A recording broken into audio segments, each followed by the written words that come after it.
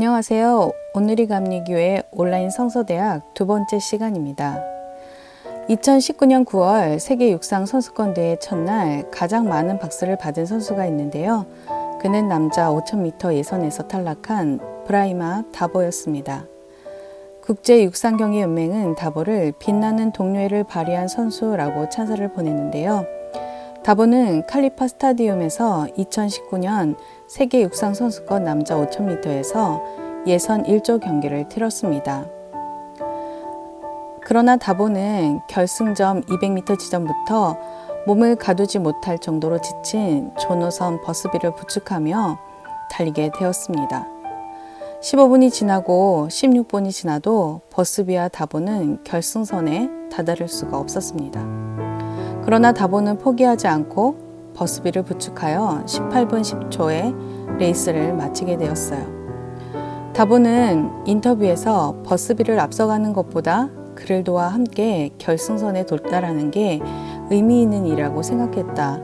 누구라도 그런 상황에서는 나와 같이 행동했을 거다라고 이야기했습니다.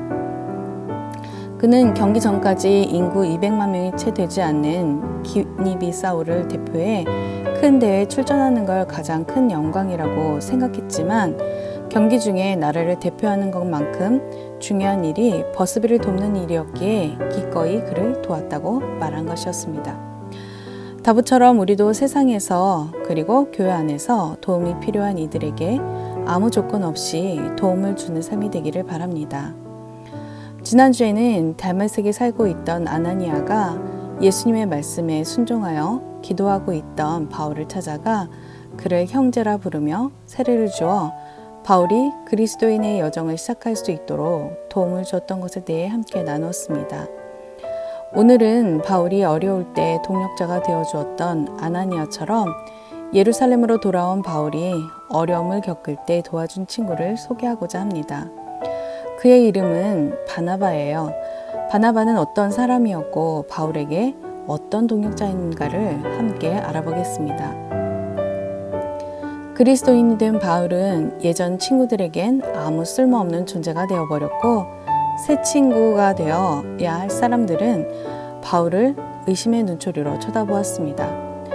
지금까지 알고 있던 바울을 생각할 때 그들에게 바울은 당연하게 핍박자의 스파이로만 보였을 것입니다. 그러나 바나바는 사도들에게 바울을 데리고 가서 바울의 회심을 입증해주고 사도로 살아갈 수 있도록 도운 두 번째 친구입니다. 사도행전 9장 27절에 보면 바나바가 데리고 가서 그가 길에서 어떻게 주를 보았는지와 주께서 그에게 말씀하신 일과 다메섹에서 그가 어떻게 예수의 이름으로 담대히 말하였는지를 전하니라. 바나바가 사도들에게 바울을 데려가 소개하는 모습을 보면 바나바는 사도들에게 신뢰를 받고 있던 사람임을 알 수 있습니다. 바나바가 사도들에게 신뢰를 받고 있는 것처럼 바나바의 나쁜 점에 대해 성경은 조금도 기록되어 있지 않습니다. 그렇다면 바나바에 대해 성경은 어떻게 기록하고 있을까요? 사도들은 요셉을 바나바, 즉 위로의 아들이라 불렀습니다. 바나바는 위로의 아들이라는 별명처럼 위로를 필요한 사람을 만나거나 그런 환경에 접할 때마다 최선을 다해 위로하기에 위로의 아들이라 불린 것입니다. 누가는 바나바의 인격을 착한 사람이라 표현했습니다. 당시 은혜가 충만했던 예루살렘 교회 성도들은 가난한 지체들을 위해 밭이나 짚을 팔아 사도들에게 전달하였고 사도들은 각 사람의 필요를 따라 나누어 주었습니다. 이때 바나바도 자신의 재산을 팔아 다른 성도들과 같이 땅을 판 값을 헌금하였는데요. 그 내용이 사도행전 4장 30절에 이렇게 기록되어 있습니다. 그가 밭이 있음에 팔아 그 값을 가지고 사도들의 발 앞에 두니라. 누가는 바나바의 두 번째 인격을 성령과 믿음이 충만한 사람이라고 표현했습니다.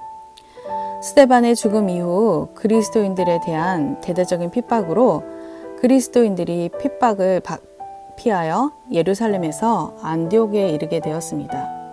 그 당시 안디옥은 세계에서 세 번째로 큰 도시였기 때문에 많은 유대인들이 살고 있었는데요. 그 중에 헬라어를 아는 구불의 빌립보와 구레네 몇 사람은 안디옥에서 유대인들과 이방인인 헬라인들에게 복음을 전하기 시작했습니다.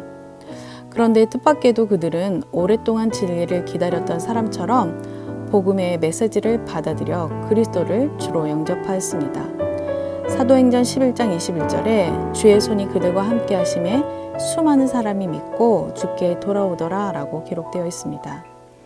이에 예루살렘 교회 지도자들은 안디옥 교회의 소식을 듣고 안디옥 교회 성도들의 믿음을 굳건하게 하기 위해 바나바를 파송하였습니다. 안디옥에 도착한 바나바는 그곳에서 회심한 이방인들과 복음 전도자들을 만나고 하나님이 역사하신 큰 은혜의 광경에 기뻐했습니다. 바나바가 기뻐했다는 것은 그도 역시 하나님의 은혜를 체험한 성령과 믿음이 충만한 자라는 것을 입증한 것이죠. 또한 바나바는 다른 제자들과 함께 그리스도인이라고 불렸는데요. 안디옥에서 사역이 부응하여 혼자 힘으로 교회를 다 돌볼 수 없다고 느낀 바나바는 옛 친구 바울이 생각났습니다. 당시 바울은 고향 다소 주변에서 약 10년 동안 복음을 전하고 있었습니다.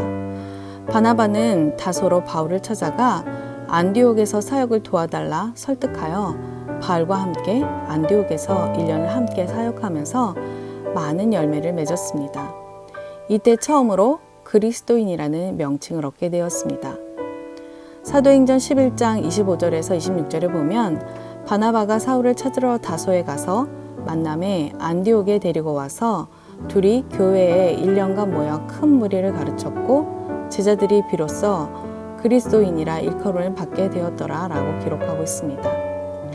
이후 안디옥 교회는 성령의 지시를 받아 바나바와 바울을 따로 세워 선교 사역을 위해 파송하였습니다. 두 사람은 복음 확장을 위해 안디옥에서 남서쪽으로 약 25km 떨어진 곳에 위치한 항구 도시로 당시 유럽과 중공동의 통상과 교류를 연결하는 교통의 요충지인 실루기아로 내려가 구브로로 가는 배를 탔습니다. 구브로에 도착한 바나바와 바울은 유대인의 회당에서 아직 복음을 접하지 않은 유대인들에게 복음을 전하고 갈라디아 남부의 주요 도시인 비시디아 안디옥, 이고니온, 루스드라, 더베를 다니며 복음을 전했습니다. 그들은 가는 곳마다 교회를 세웠고 새 신자들을 향해 핍박과 시험이 찾아와도 믿음 안에 견고히 설 것을 부탁했습니다.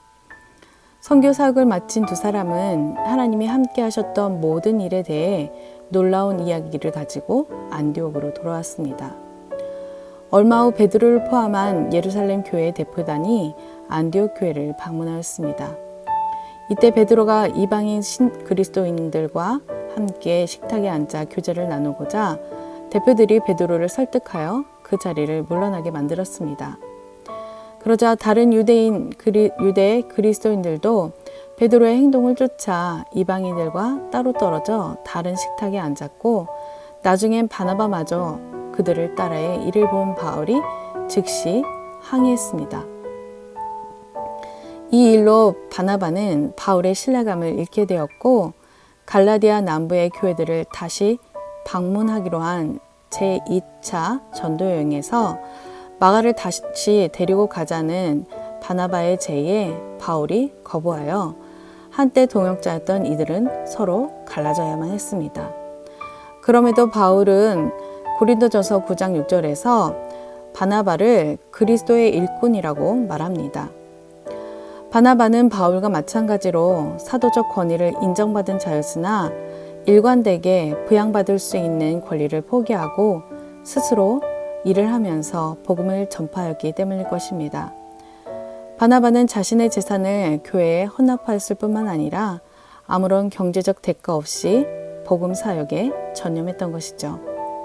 그래서 바울은 바나바와 선교 방법에 있어서 갈등으로 인해 따로 선교 사역을 수행했음에도 고린도 교인들에게 바나바를 적극적으로 소개한 것입니다. 사도들이 요셉을 바나바라 부르고 누가는 착한 사람, 성령과 믿음이 충만한 사람, 안디옥에서는 그리스도인, 바울은 그리스도의 일꾼으로 부른 것처럼 우리도 위로가 필요할 때에 위로가 필요한 이들을 위로해주며 그리스도 안에서 서는 삶을 살고 그리스도의 일꾼이라 불리는 삶이 되기를 바랍니다.